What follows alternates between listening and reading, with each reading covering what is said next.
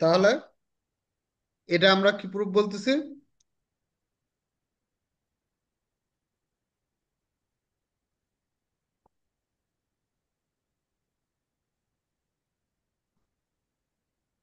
এই প্রুফকে বলতেছি আমরা অ্যাঙ্গেল প্রুফ।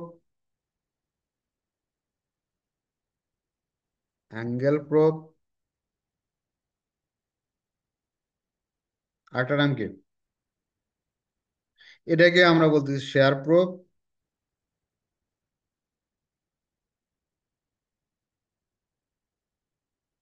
এটাকে বলতেছি ট্রান্সভার্স প্রুফ।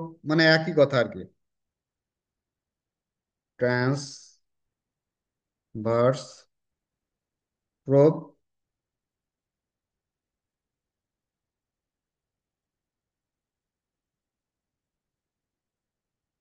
প্রুফ।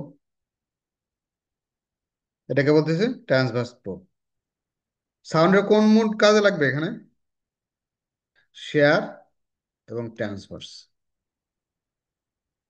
তাহলে সাউন্ডের ভেলোসিটি কত স্টিল ম্যাটেরিয়ালের ক্ষেত্রে? আমরা যদি স্টিল ম্যাটেরিয়াল করি তাহলে ভেলোসিটি কত হবে? এখানে চাপ দেখবো। কত?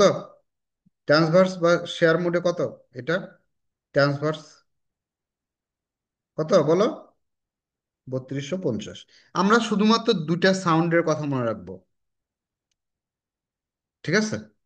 এই দুইটা সাউন্ড মনে রাখার চেষ্টা করবো, 3250। ওকে, গেল আমার ভেলোসিটি ফাংশন শেষ।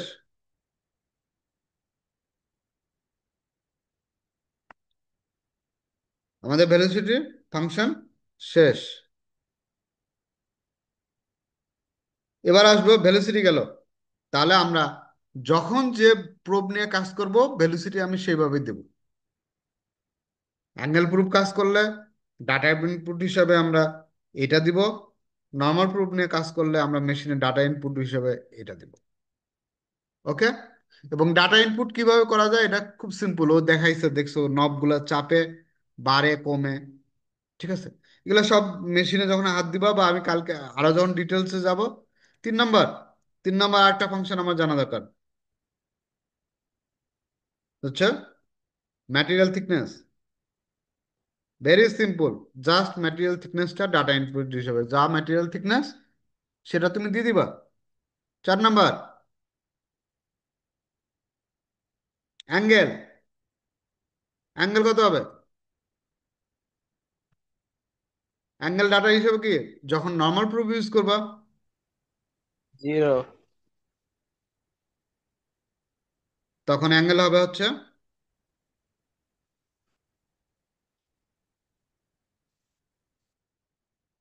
নর্মাল প্রলঙ্গেশন, যেটাই ইউজ করো the angle angle will be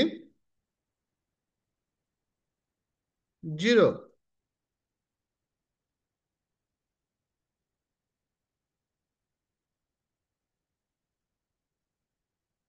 আর যদি অ্যাঙ্গেল প্রুফ ইউজ করো, সরি, এটা অ্যাঙ্গেল কত দিব?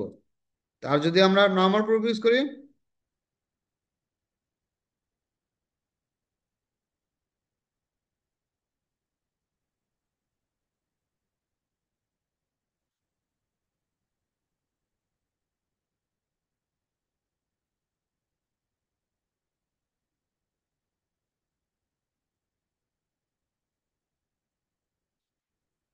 কত হবে?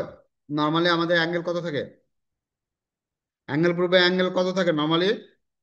কারো অভিজ্ঞতা নাই? 45 ডিগ্রি, 60 ডিগ্রি প্রোব এবং 70 ডিগ্রি প্রোব। 70। এই তিনটা সাধারণত কনভেকশন প্রুফে থাকে। ঠিক আছে?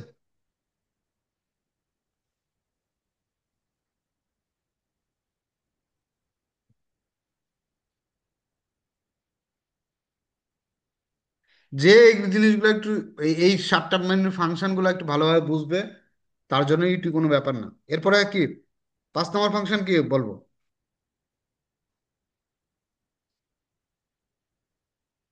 5 নম্বর ফাংশন হচ্ছে গেট।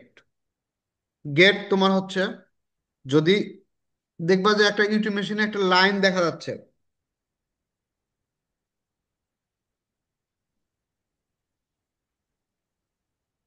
গেটটা চিনায় দিই, তারপর কালকে আমি আরো ডিটেলস আলাপ করব।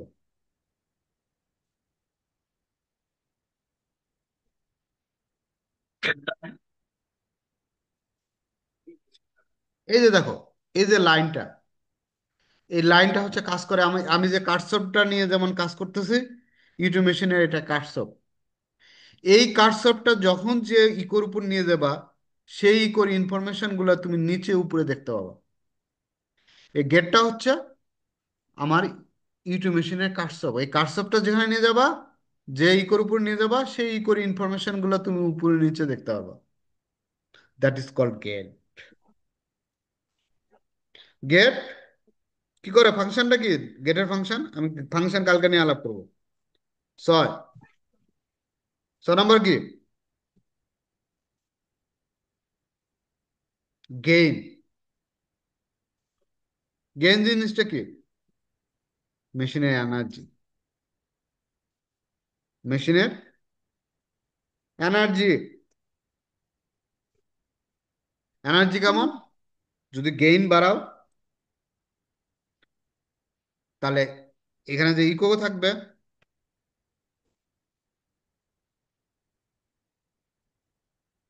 এই যে যদি গেইন বাড়াও, ইকোর হাইট কম হবে, সরি বেশি হবে। গেইন যদি কমাও, ইকো হবে, তার মানে ইকোর হাইটটাকে তুমি কন্ট্রোল করতে পারো। তুমি যদি বেশি বড় হয়ে যায়, অনেক সময় অনেক উপরে চলে যায়, তখন কি করবে, গেইন কমায় তুমি এটাকে কন্ট্রোল করতে পারে। তার মানে গেইন জিনিসটা কি আসলে, গেইন মানে বেশি দেওয়া, মানে কি, ইউটিউব মেশিন তোমার বেশি পরিমাণ ইলেকট্রিক্যাল সিগন্যাল তৈরি করবে, বেশি পরিমাণ কি করবে, ক্রিস্টাল তার সাউন্ড এনার্জি বেশি পরিমাণে এবং ফিরে আসবে। যত গেইন কমায় দিবা, কম পরিমাণে সাউন্ড যাবে, ইলেকট্রিক্যাল সিগন্যাল প্রডিউস হবে, ক্রিস্টাল কম পরিমাণ তৈরি করবে, কম পরিমাণ ফিরে আসবে। গেইন হচ্ছে মেশিনের এনার্জি। তার মানে তোমাকে আরো ভাবে বলি, যখন টেনিস বলটাকে আমি খুব জোরে বাম্পিং করব রুমের ভিতরে, সে সাথে লাগে আবার ফিরে আসবে, তাহলে আমি একটা কন্ট্রোল ওয়েতে তুমি করবা, কতটুকু দিলে সে ছাদে লাগবে না। সেটাই হচ্ছে এনার্জি বা গেইন। গেইনটাকে তুমি নিজেও ইন ফিউচারে আমরা কিভাবে গেইনটাকে কন্ট্রোল করবো সেটাও দেখবো। ঠিক আছে, এরপরে কি, এরপরে লাস্ট একটা ফাংশন হচ্ছে জিরো। জিরো বুঝতে গেলে আমাকে প্রথমে আসতে হবে জিরো একটা ফাংশন আছে। জিরোটা বুঝতে গেলে আমাকে কি করতে হবে, আমার ইউটিউব মেশিন সম্বন্ধে আরেকটু জ্ঞান নিতে হবে। জিরোটা হচ্ছে ক্যালিব্রেশন পারপাস। জিরোটা হচ্ছে কি, আমার ক্যালিব্রেশন পারপাসে ইউজ করব, জাস্ট টিউনিং করার জন্য।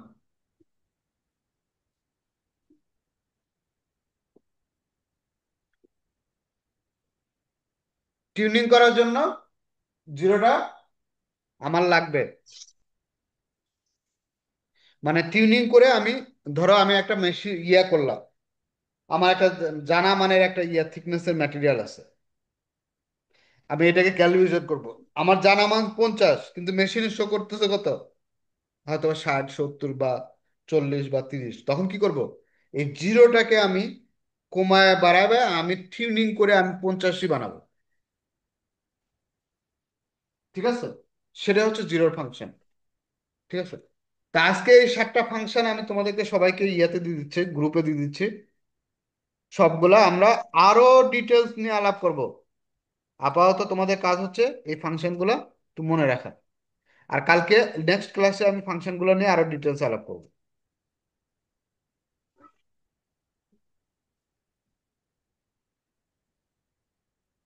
তো সবাই ভালো থেকো, আল্লাহ হাফেজ, হ্যাঁ।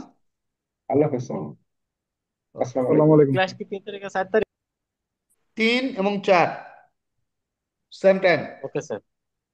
স্যার আমরা ওই যে পরীক্ষার বিষয়টা তাহলে কি স্যার ওই নতুন করে দেওয়া হবে? নতুন করে না, তোমরা পরীক্ষার যে ব্যাপারটা, আমি যতটুকু জানি YouTube, YouTube general exam specific exam তৈরি করা হয়নি।